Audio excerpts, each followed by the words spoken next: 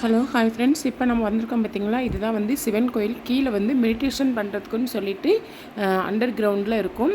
பெரிய சிவன் வந்து உட்காந்துருப்பார். அவர் பின்னாடி பார்த்திங்கன்னா 5 தலை நாகம் இருக்கும். இப்போ அதை தான் நம்ம பார்க்க போகிறோம்.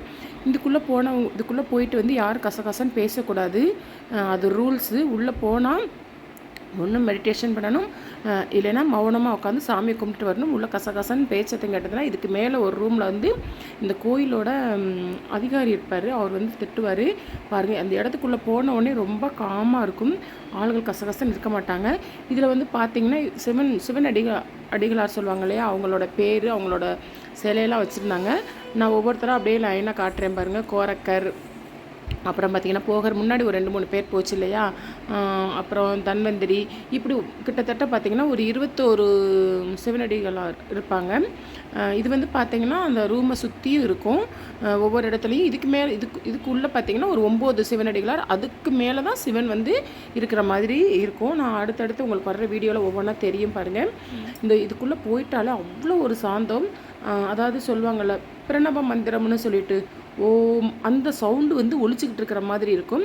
எப்போயாவது டைம் கிடச்சா நீங்களும் வாங்க. இது வந்து இந்த சிவன் கோயில் வந்து இப்போ புதுசாக கட்டினதான். புதுசானா கிட்டத்தட்ட கட்டி வந்து ஒரு 6-7 வருஷம்தான் ஆகும். அதுக்குள்ளே பார்த்திங்கன்னா ரொம்ப பப்ளிசிட்டி ஆயிடுச்சு. நிறைய மக்கள் வந்து போக ஆரம்பிச்சிட்டாங்க. இப்போ அதெல்லாம் பார்த்துட்டோமா. இப்போ பாருங்கள், சிவனை சுற்றி இந்த 9 அதுக்கு பக்கத்தில் தான் நான் சொன்னேன் பார்த்தீங்களா, அந்த 5 நாகத்தோட மேலே சிவன் இருக்கார் பார்த்தீங்களா. இதுதான் வந்து சிவன் கோயில் அடிவாரம். நம்ம இன்னும் மேலே போகலை.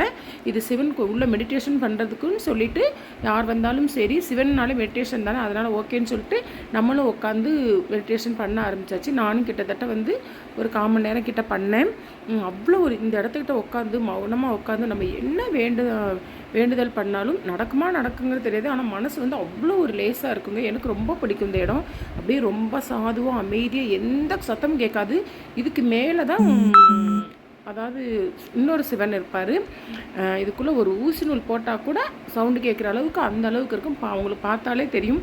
மக்கள் கசகசன்னு எல்லா கோயிலையும் பார்த்திங்கன்னா கூட்டமாக அங்கங்கே இருப்பாங்க. இங்கே வந்து அப்படி கிடையாது. இது தியான பீடம்னே சொல்லி வச்சுருக்குறாங்க.